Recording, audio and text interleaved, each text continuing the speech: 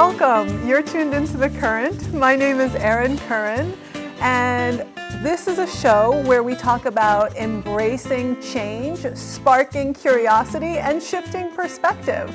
I'm delighted to present my featured guest for this show, SMITH GALTNEY, photographer and writer and Maine resident. Welcome, Smith. Well, thank you very much, Erin. I'm thrilled to be here. Exciting. And regular viewers of The Current will notice my dog wandering on and off set as well, Decaf.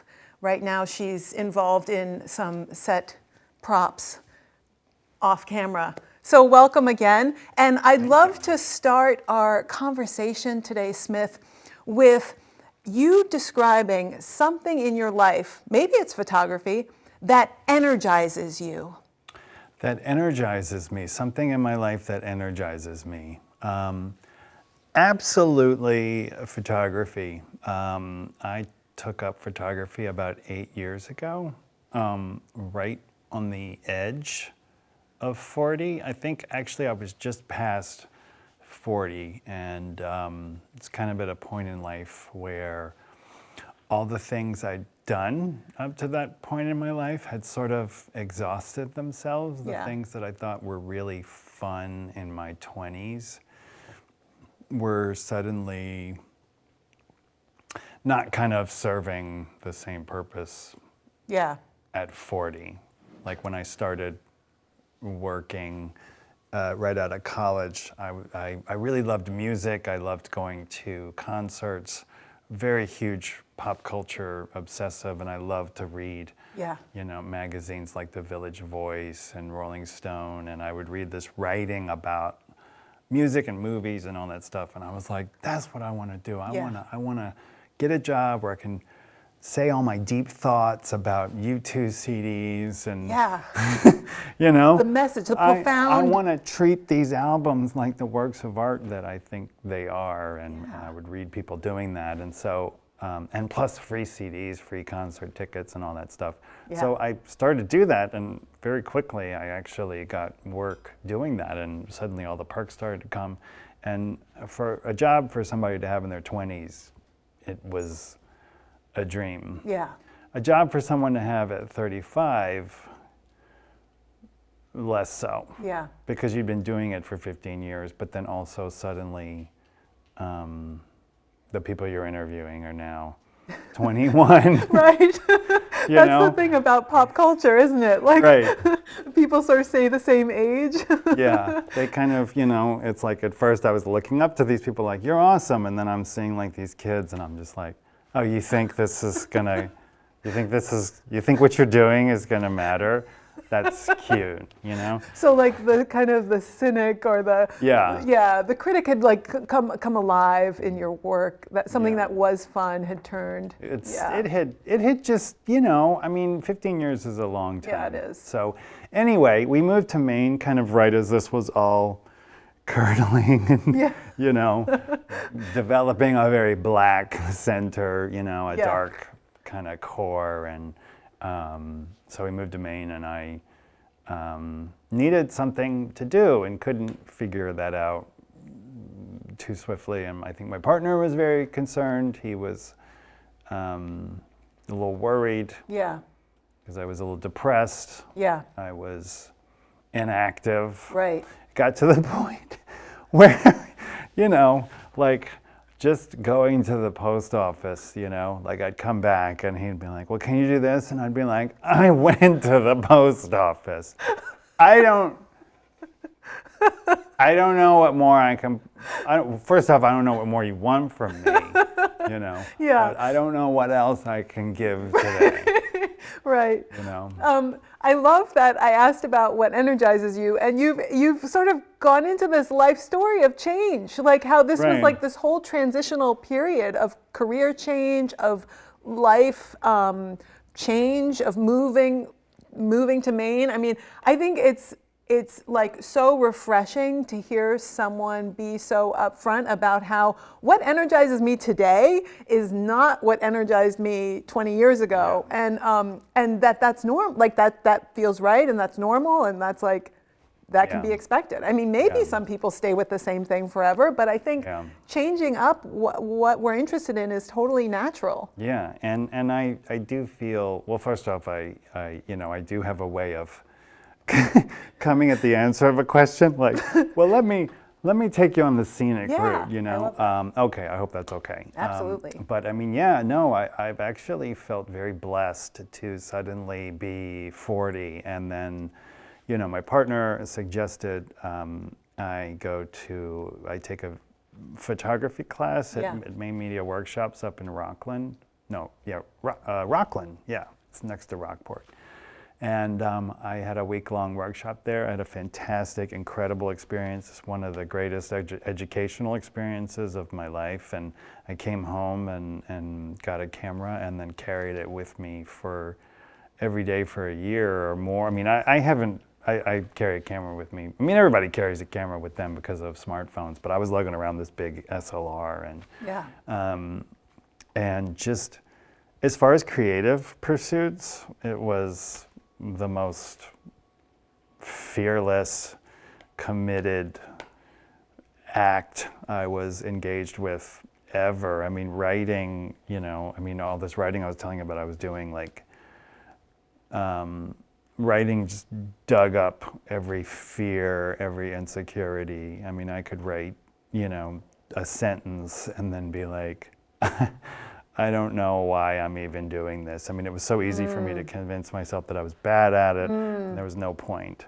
And well, I mean, also it just also made me lazy. Like, it didn't energize me. I was never the kind of writer to be like, oh my God, I have things I need to put on the page. It was always like, anytime it came time to, like, type, I'd be like, oh my God, I think I need to go have a muffin, you know? Like, I open the laptop, that deserves a reward, you know? So, I don't know, there was something about photography, like, even though I took many bad pictures, and I still take them on a daily basis. The fun thing is then it's like, oh, that picture wasn't so good, but I'll try another one, you know? Whereas opposed to writing, I was like, that sentence wasn't good. I'm not going to do anything for the rest of the month. Oh, yeah. You know? Yeah. You know? So you feel like photography, if I'm hearing you right, like photography, you've just been more open to the process and just keep going. Like, just like keep taking pictures. And then the growth from that openness, you feel like maybe has been exponential compared to writing, how you engaged with that art or craft.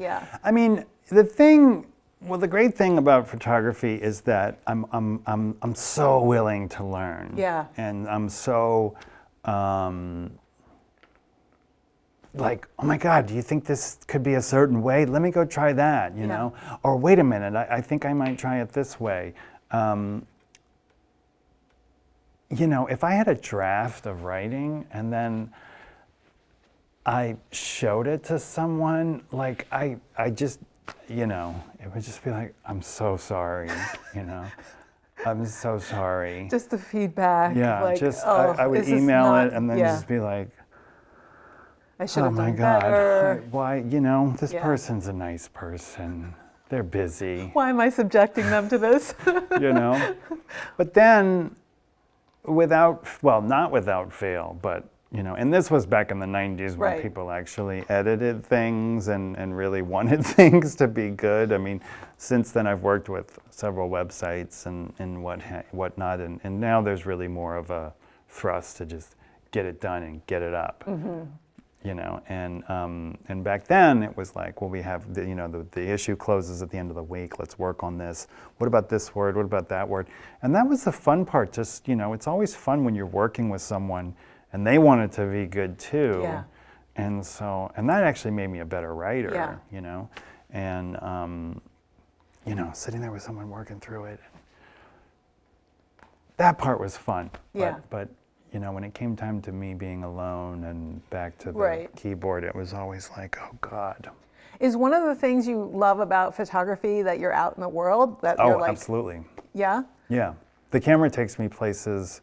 Now, I was going to say, it takes me, you know, it really is your, like, entree to anywhere. I will say that I am 48 years old, and you know, so admittedly, like, I have my camera, I can go anywhere.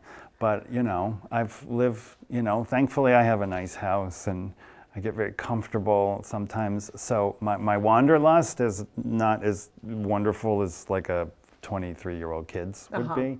So I am a little, if I have any regrets about photography, it's that I so wish I had taken it up when I was younger. Because I would have had this wonderful document of my whole life. And I've gotten, in the past 8 years, I've gotten so like, I mean, the progress happens. I can see it from week to week. I mean, a picture I work on here a month later, you know, oh my God, I learned something a little new. Yeah. And so I can't imagine the instincts I would have if I had even picked it up in high school or college, you know. So that's my one regret. But yeah, no, I mean, I've been places, I've met people, I've spent time with people that I really wouldn't otherwise. That was the first thing I learned. The first schooling I really had was at the SALT Institute in Portland. And so after this 1 week intensive in Rockland. Yeah, then like about a year and a half later, I went to the SALT Institute, which was a 4-month intensive kind of boot camp, program. And you know, nobody's getting rich off of, certainly not documentary, you know, filmmaking or any kind of, really, I mean, photography, like the business model for it is kind of crumbled a bit, and it hasn't entirely, you know, reassembled itself. But we all decided that, you know, we all picked the stories that we wanted to do. We went after them, and at the end of the semester, I did something on the Mrs. Maine pageant, which I thought would be an interesting thing. And I spent a couple of months with this one family and this woman who was a contestant in the pageant. And you know, at the end of the thing, I was like, I never would have gotten to know these people. And I remember our teacher said, you know, it's the connections that you can make through these projects that you do. It's the people you get to know. It's the stories you get to tell. She's like, that's the reward of it, because, you know, we're obviously not going to be, you know, we're going to make tens of hundreds of dollars. Right. You know? I wonder if there's something about that. Like when you know someone and you know the context of their story and the moment, and you take a picture of it, there's like a layer of understanding and awareness that someone seeing the photograph in a gallery won't know, right? Because they don't know the whole story, but they can appreciate the aesthetic of it. I just wonder if you could talk a little bit about that. Like, because sometimes a moment is so powerful, you take the picture. But then what makes it like a photograph that you then say, this is going to be in the show? That's a good question. I mean, I mean, it just depends. I mean, it depends on, you know, it's not just the one picture, it's how the one picture reacts to these other pictures, and then take those other pictures out of the equation, and then maybe this one picture doesn't work anymore. I mean, it's about context, it's about what you want to say. So the whole show theme, you're saying? Yeah, you kind of have this, okay, this is what I want it to be about, and then usually there's like the money shots, and I don't mean that like in the classic sense. 20s of dollars. There's the money shots that are gonna get me $15, you know? No. I mean, I have friends whose work sells for really impressive amounts. But, you know, there's the shots where you're just like, there's just without a question that something needs to be done with these. And then those shots dictate, you know, or not dictate kind of where you go from there. And then you choose a few of those. And then you have a couple where you're like, maybe, I don't know. So you put those over in a pile. And then maybe you have, so then you have like your short list. And then you start showing those to friends. And friends have ideas about like, well, definitely this one and definitely that one. And then you start getting excited. But then you show it to the next friend and they're like, definitely not this one and definitely not that one. And you're like, okay. And then you show it to a third friend and then they say what the first friend said. And then when you see the fourth friend says what the second friend said. And so you're like, I'm exactly where I started. Right. So I should really look in or like decide for myself. But there comes the point, and this is really cool. Yeah. This is the really, really cool part, because you've done your lap, yeah. you know, and you're different than when you started, because when you started, you're just like all on your own. Right. And you're just like, I think these are good. And then you go up and you're like, yeah, they're great. And then, oh, okay, this person thinks this. And oh my God, wait, yeah, okay, yeah. you know, yeah. and then you come back, and then you know the point, you're at the point where you need to be when you show it to someone and they're like, I think this, and you're just like, no, you're totally wrong. You're totally wrong. I know this one needs, like the moment you say, well, this one needs to be in the show, then you're like, okay, I'm pretty much, I don't need to show it to anyone anymore. I know what I want. Yeah. So it's like you've asked everyone. So you come back to a place where it's like, you're able to make your own choices. Yeah, and I like that because it does help always. It's like backboards, kind of like sounding boards, you know, in any decision-making process. It's just helpful because then it like becomes clearer, the voice inside me. If I'm like, well, no, that person's wrong. Then it's like, oh, I actually have an opinion about this. Yeah, I have things to say. Yeah, you know, and because at first it's just like, I think I have some stuff. Yeah. You know, and then the more you talk, it's the more you talk to them, the more you know, it's really cool. It's really cool. Like I had a show at a gallery at USM earlier this year, and normally that stuff just freaks me out, you know, and it was an amazing experience because by the time it all went up on the wall, I was like, I think this is a good show. Yeah. Like at the end of the day, you know, people may have things to say, but I know I did everything I wanted to do, and I'm really kind of okay with this. Yeah, that's a great feeling. There's a really good feeling, and I'm not feeling that way right now.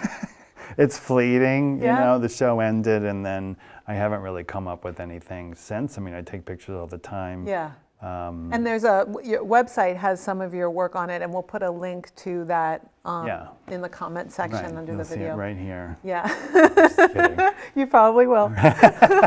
And maybe we'll even be showing some of your photos as we. Right. I don't see it yet. Well, there's the dot. We'll show some of your photos as we're talking. Maybe if you send us some of the ones that you did for the documentary, the mystery. Sure. Oh yeah, absolutely. Just while we're talking, to have some to look at, that'd be awesome. And and so we're talking a little bit about your photography. We're talking. We started off talking about the life change that kind of got you interested and sparked you on this path of photography. Yeah. Can I say absolutely. Can I say one more thing that may? Well, just because you had asked about brings you out into the world and stuff, and I'm not, you know, just in my kind of getting all over the place.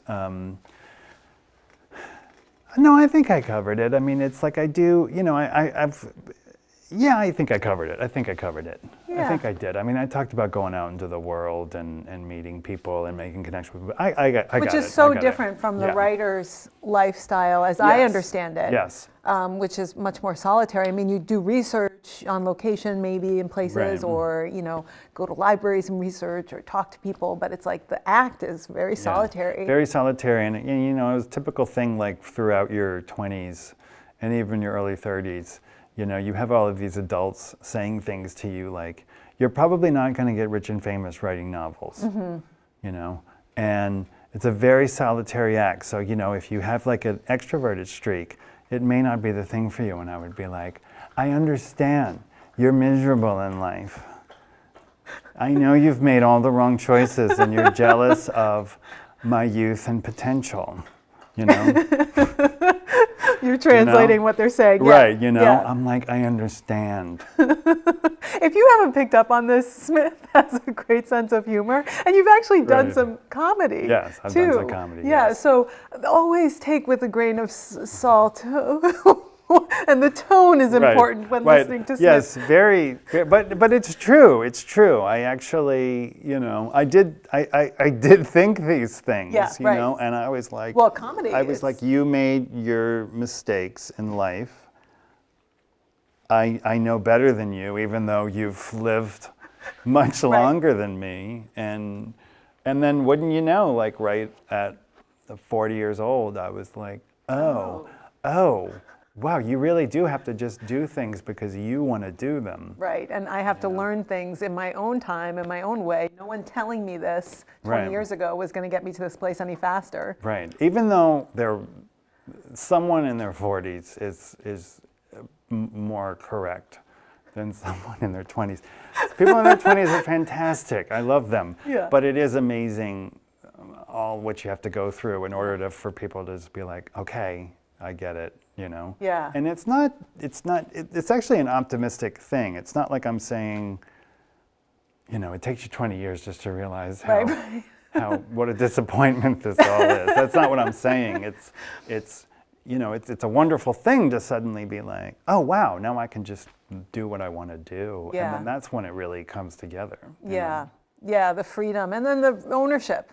Ownership. You know, that sense of like, yeah, this is my choice. And I want to do this, and I want to take my pictures, and if I happen to get any recognition from them, fantastic. Yeah. But I'm also really happy to just keep taking pictures and try and make, you know, try and put them together however I want. Yeah, pursuing something for the joy of, you know, seeing your own progress. And yeah, I think that's great. And it reminds me of my own passion, which I'll segue into a little bit. Well, yeah, I feel like you were about to segue into something like about there are many segues. There's it's like a highway, the spaghetti junction in my head. Right, okay.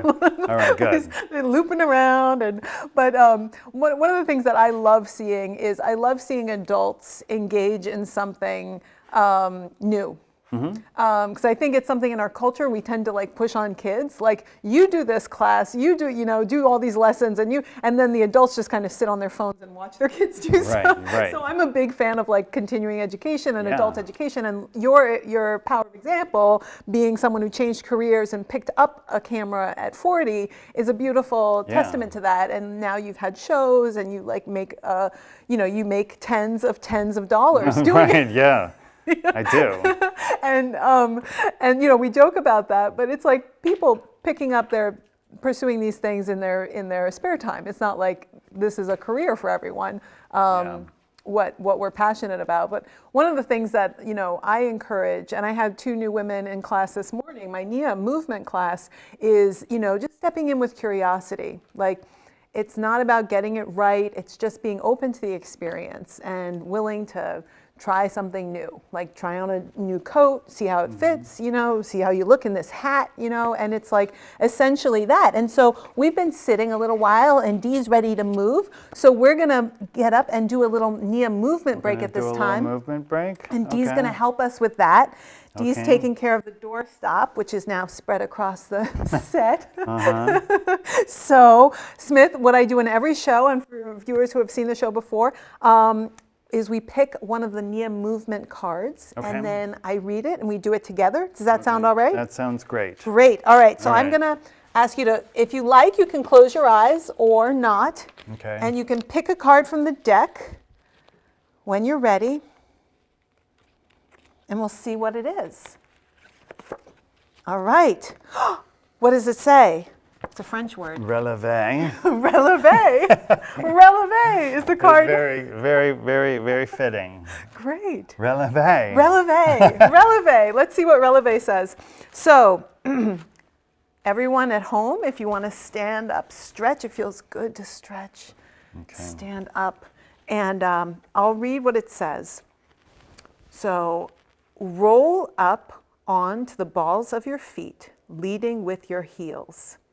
Use this to develop agility and a sense of lightness. So I'm going to take my right foot and roll up to the ball of my foot.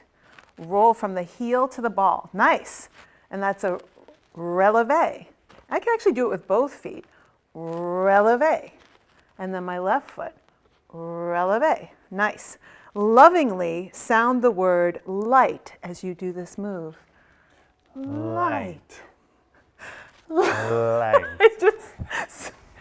Light. All right. And wet. The benefits. Practicing relevé improves agility, speed, and whole body coordination, so you can safely start and stop on a dime. So touch the heel, use the whole foot, and rise onto the ball of the foot. It's a little different sensation in shoes. Nia is typically practiced barefoot, so you can really get that sense of the sole of the foot rolling through. It's kind of like a massage for the sole of your foot. Well, it's funny, I feel it in the calf and then also in my shin. It's like a full... Yeah. It's a great way to strengthen the feet and also the legs. And what I like to do too is to kind of like lift and say, light. Light. Going towards the light. Beautiful. Releve. Releve. Smith, you're natural. For some reason, Dee didn't join us for releve. Right, she's just kind of like flattened herself in relaxed mode. Exactly. But I appreciate you doing releve with me and sensing, you can really feel the conditioning benefits. Absolutely. It's surprising how small movements, when repeated, can really build strength and also help us with our balance, because going up on one foot, on the ball of the foot, is great for practicing balance and increasing balance. And it's also amazing how I seem to have more balance on one side than on the other. Yeah, so noticing that is great awareness, and then you can choose to practice so that finds balance between right and left. Right, and then whatever you discover is a releve. It's a light. It's light coming into my awareness. Releve. Releve. Thank you, Smith. You're welcome. Yeah, that's a move that's more classically associated with dance. And the dance arts is one of the 3 movement arts influences in Nia, along with martial arts and healing arts. So I appreciate you. Thank you. It reminds me doing that with me. I had a little moment with yoga in 2004, 2005. moment with yoga. It was a moment. It was just, and I remember the woman just saying, sometimes just lie on your back, put your feet on the wall or somewhere above your head, and just let the blood kind of flow to your head. And it was just, she said 2 things. She was like, well, it helps get you blood in your head, and that's always a good thing. And then she said it'll also, she was like, my grandmother did it every day, of her life, and she had fantastic legs when she was, even at 80. And I was like, okay, say no more, I'm gonna do it. Fantastic I don't legs. care about the blood in my head. I just want to look good. Yeah. Right. It's a great way, if you don't have a lot of time, to restore energy, to rest and also have that blood flow and really sense the energy. And totally. That's and wonderful. It doesn't take that long. Like, it's like 5 minutes. Yeah. Yeah, with your knees soft and your feet against the wall, or with your legs up against the wall, it's a different sensation. So definitely listening to the body and listening when we need to rest.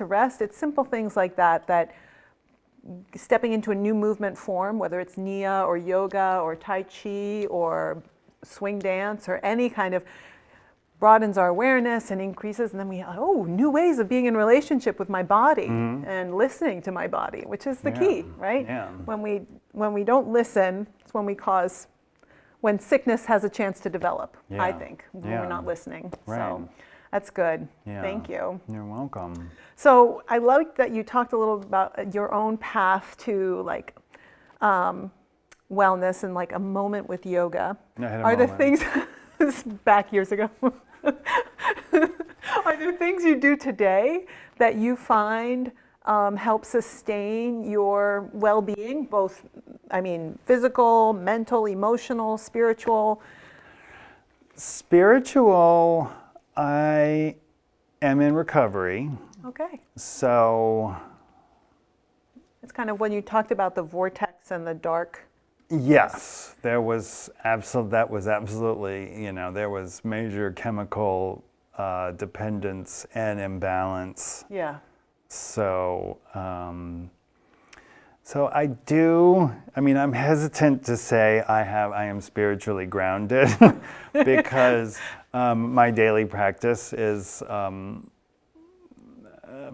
basically non-existent. I'm as far as conscious contact and things like that. I am sort of an emergency caller, For For those of you, yeah, I mean, right. Like in being in recovery, this idea of a higher power. A higher power and, you know, having a daily sort of connection. Yeah. And I do, I mean, you know, certainly a lot of, you know, I'm definitely in 12-step. I certainly attend meetings regularly. So that is a level of surrender and what do you call it? Like turning over, getting outside of my head a little bit. As far as the daily morning meditation, I don't know, it's like I'm always, a lot can happen between, you know, I could go to bed and be like, I've got to wake up and meditate, and so much can happen in dreams and all kinds of things that when I wake up, I mean, I'm immediately just like, I need coffee, and prayer just unfortunately doesn't ever make the cut. But because of my experience in recovery, there was a process in which I was able to get outside of myself for a little moment and turn my will over to a certain group of people who were jacked into this larger purpose. And that's part of everything I do today. Yeah. You know? So nuts and bolts. Well, I guess, how do you put it? Like minute to minute, you know, maybe I'm a little less jacked in, but each day I give thanks. You know, or you know, it's sort of what you call like a living. It's like a living amends or something like that. I mean, I'm present for my family. I'm present for the people in my life. I'm present for, you know, I'm reliable for the most part. I still have wild ADD, and I do disappoint people quite frequently. You know, I frustrate them. I don't think I disappoint them. I think I frustrate them. Maybe, okay, I'm sure maybe some people are disappointed. In fact, you should talk to my husband. But there is something I'm connected to. Yeah. And so spiritually, physically, I immediately dove into the spiritual part. Yeah. Physically, I don't really do any of the breathing or whatnot, but You don't breathe. I don't breathe. I'm not very overrated. It's so pedestrian. Oh, you're still breathing? You're still breathing? That was so 90s.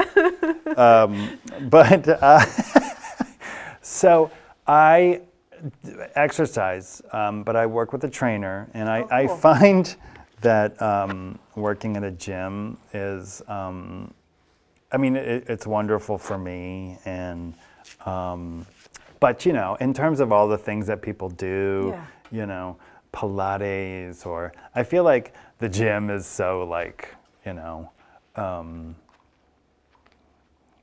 don't know. I feel like it doesn't maybe have that spiritual element to it. It's more physical. It's more physical and just like, you know, but I mean, it's not like I'm sitting there like, how much can I bench, you know? Right. But we do a lot of like cardio and stuff like that. So I pretty much work out with him about 2-3 times a week. He's a great guy. I actually have a lot of fun with him. We laugh a lot. That's so critical. Like with anything that we choose to do is to have fun doing it. And he and I, a lot of laughs. And you know about laughter. It's very good medicine. It is very good medicine. And there is. It's great medicine, and it's great for our cores, too. Yeah. I mean, he may be, you know, sneaking in some core work there with the laughter. Well, that's, I mean, I will say that we've gotten to be such good friends now that there are times when I leave and I'm like, okay, we could have talked and laughed a little less. And I'm not quite sweaty here, you know. But I do that. I also have, I feel this is so, like this is a little materialistic, but because I'm not like, I go for hikes and go to nature. I'm going to a gym, and then we have this thing called the Peloton cycle, which is this bike that has a tablet on it. Yep. And you can basically Skype in to spin classes. Oh, wow. Yes. That's high tech. It is. It's very high tech, but it's also the coolest thing in the world. And we've had this exercise bike for 3 years, and we're still using it. Like, wow. How many times have people bought exercise bikes and gotten completely bored with them, and then they become coat racks or something? Yeah. But because these classes, and they have an archive of classes. I mean, you don't have to take a live one. Yeah. But it is fun when you take a live one, because sometimes they call it, like, they see all the, the handles and the usernames, and they're like, Smith G, go for it, And I'm just like, you see me. I'm like, I'm here, Yeah. And the other thing that's great about it, the thing that I love about it, because I used to actually like spin classes, but if you guys notice I'm wearing a hearing aid, it's because I went to way too many concerts when I was in my 20s and sometimes in my 30s. All those free tickets. All those free tickets. I went to a lot of nightclubs. I listened to a lot of music loudly with headphones. Lived in New York City. It was like on the subway. Not loud enough. I think I'll put some headphones on, Yeah. And anyway, so this year is largely shot, but so then I would go to these spin classes where the music is so loud, and it's on these shrill speakers, and they're playing these MP3s from an iPod that are like super thin, and then they blast them. And it's just the shrill sound in your face, and you don't want to be like the one person in the class like, Tune it down, please. Yeah. Excuse me, we can all still sweat, right? Yeah, yeah. Yeah. So this really works for you, having the Skype in capacity. Yeah. And the other great thing about it is that spin instructors in general say a lot of like silly things. Yeah. They say a lot of dumb things. So you can laugh at them. Yeah. You can laugh at them. And the other thing I really love is that if a song comes on that you really like, you can sing along to it. Because you're in the comfort of your own home. The comfort of your own home.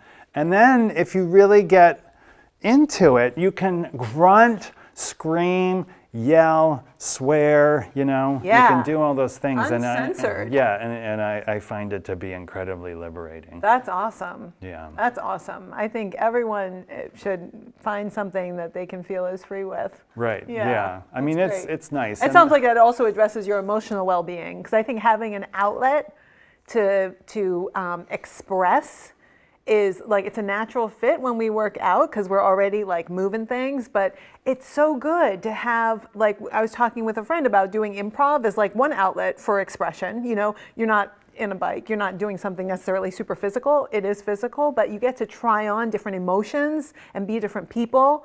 And I think just having that emotional outlet to get to explore in a safe space, and express different things is so powerful and can be really eye-opening. For me, it has been, at least in the past. And that's actually how we met, is like through this. We were joking about like how it was like this theatrical production that was like like very, very local. Very local. I don't know what you were calling it before, but it was it was sub-regional.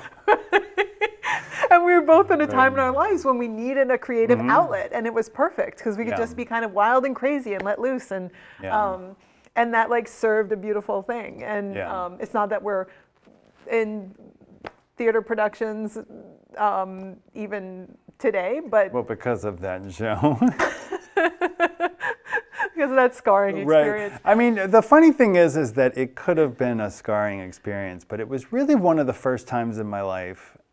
And when someone is in like 3 to 4 months into not doing drugs anymore, right? I mean, it really is a good time to just like embrace the fact that you're doing something that's really bad, and it's just, you don't know, like you're gonna go out there and be a part of something that just stinks, and just accept it and be like, this is gonna be horrible. but I'm gonna like make it. I'm gonna make it as horrible as I can. You know, I'm gonna put my all into. I'm fully in, and I really don't care what other people think. Yeah. Which was easy to do on that show because I don't think many people saw it. We didn't have record audiences. We weren't I was walking out there. I was like, I don't care what these two people think. I don't care what these two people think. Yeah. You know. Oh man. Yeah, and like how what we were saying was like how much we both like needed that and then grew from that experience and like looking back, you know, learned so much like from it and doing it. And yeah, I think like having that attitude of gratitude, like we say, is a profound way of shifting life. Like, you know, it's like I'm fully committed in this moment to whatever I'm doing, and I can see what I'm getting from it. Maybe not in the moment, maybe, you know, but like at some point more will be revealed. Mm-hmm. And just like having that appreciation as an anchor for my life. And like you said, practicing daily gratitude, like just appreciating all you have. Again, not necessarily materially, but like, you know, friendships, relationships, showing up for your family, that ability to like be present today, that was so foreign to you know, that can be foreign as young people, especially as young people who are using a lot of drugs or drinking. It's just like the last thing on our mind is to like show up for someone else. Right. Yeah, that was amazing. I mean, part of the wonderful thing about early recovery, and slightly not quite insulting, but just a real eye-opener was that, wow, I have set the bar so low that people are impressed that I'm like awake, you know? Like all I had to do, like if I took a shower, people were like, well, what's with Mr. Sunshine here, you know?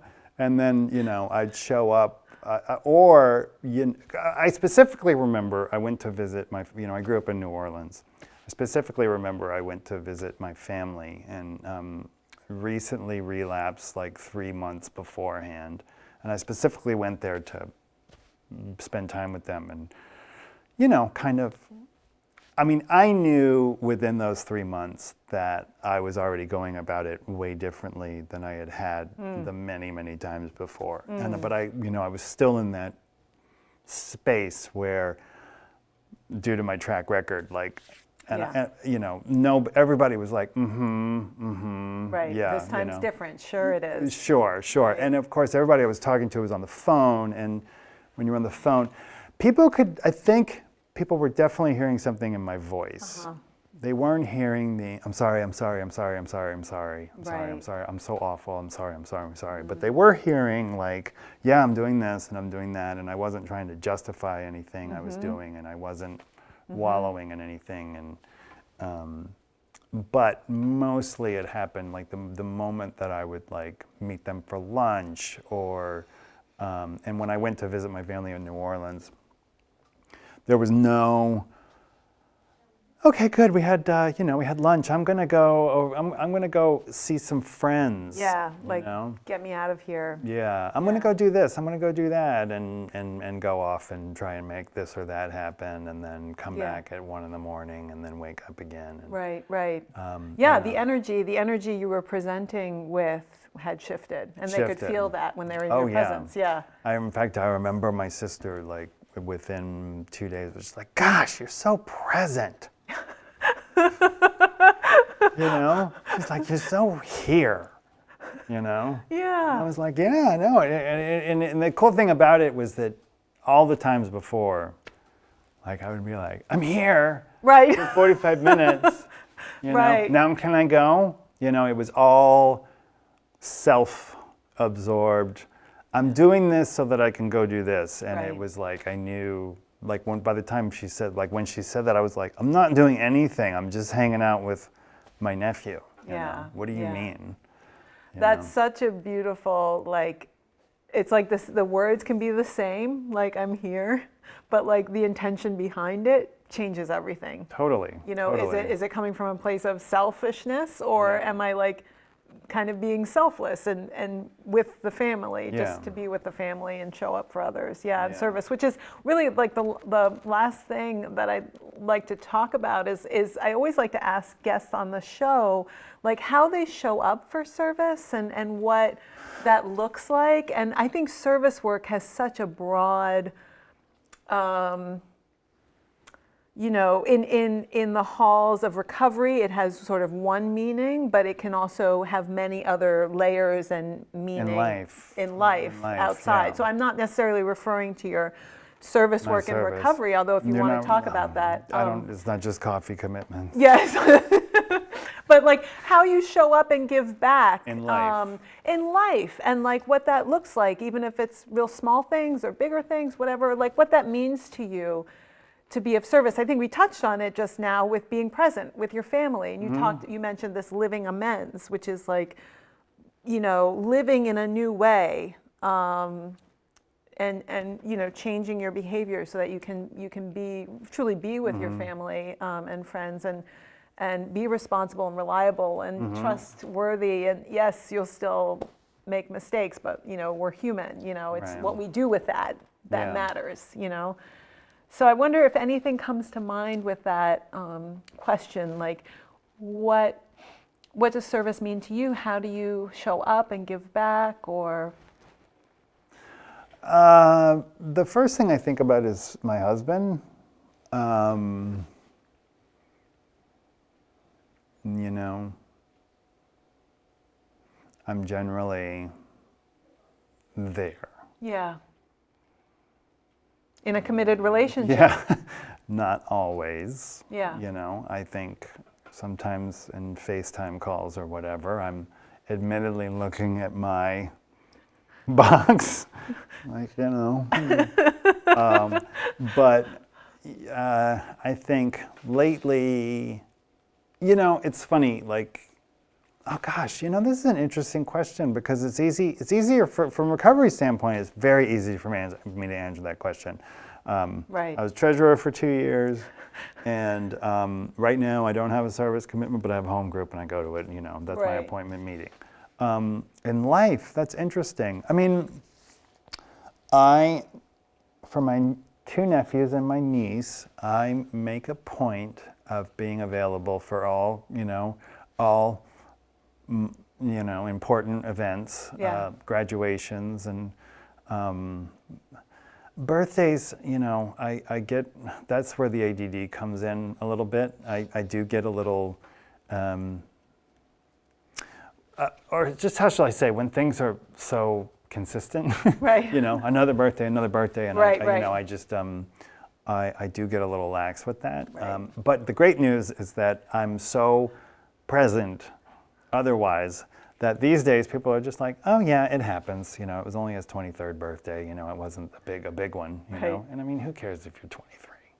Who cares if you're 48? You know. Well, in some ways, every day is a birthday. Well, but that's why I think, don't you make me say that.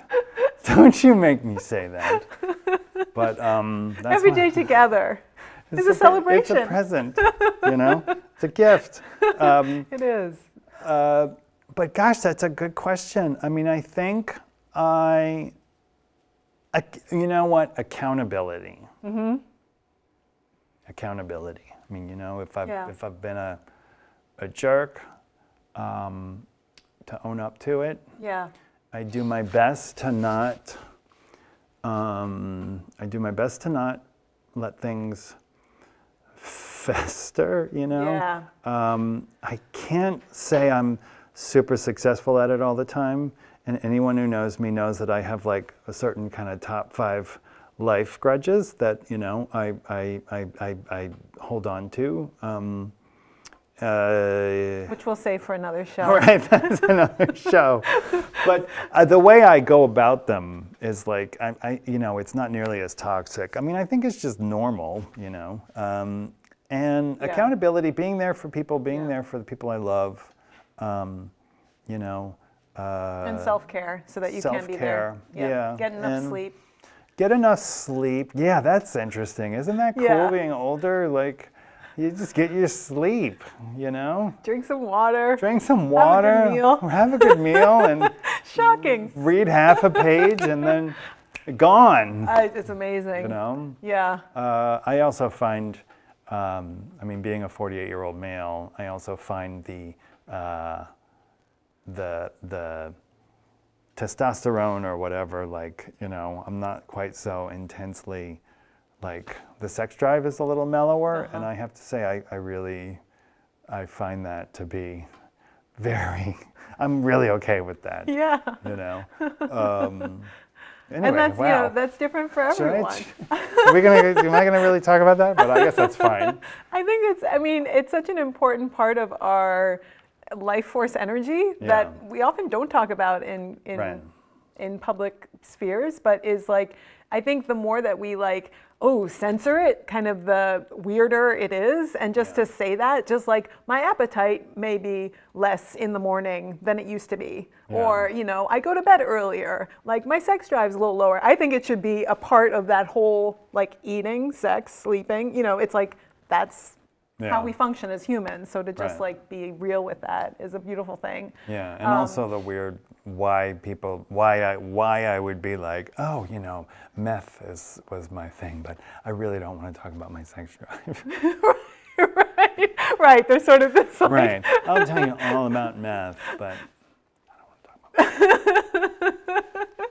Smith, it's been so much fun having you on the show. Oh my God, really? Is it over? I know, it's gone really fast. But I will give you some time. Is there any like parting thoughts or words that you'd like to, like something a question you're asking yourself these days, or when you think about, you know, where you're at, like what's coming up for you? Any words you want to share with the viewership that before we sign off?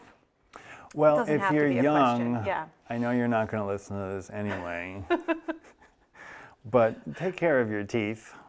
Take care of your teeth and your ears, because they're going to start to go a lot sooner than you think. Wise words. But they're not going to, you know, it's not going to happen. I mean, try it. But teeth, absolutely, and ears. And I would say whole body. But, right, you know, and everything else, you know. But I mean, those are the ones that I've noticed in life already. And my ears started when I was like 19, so. Yeah. But yeah, just do your best to do things for yourself, you know. Do things for yourself. Right, not because someone else wants you to, yeah. And understand that I know that the world is telling you that you need to do this by a certain time, and that you need to have accomplished this in order for it to really mean something. And, you know, and ultimately, like, you're going to come to a realization that that is all pretty meaningless, except for the actual act of doing these things and getting the satisfaction for yourself out of that. So, but again, I mean, it's also good to have ambition and drive and everything, you know. So anyway, just go do whatever you want to do. And with that, I want to thank all of our viewers for tuning into The Current, and really thank you, Smith. Thank you, Erin. For your schedule. Absolutely. And for speaking so openly and honestly about your life and your passions. And thank you.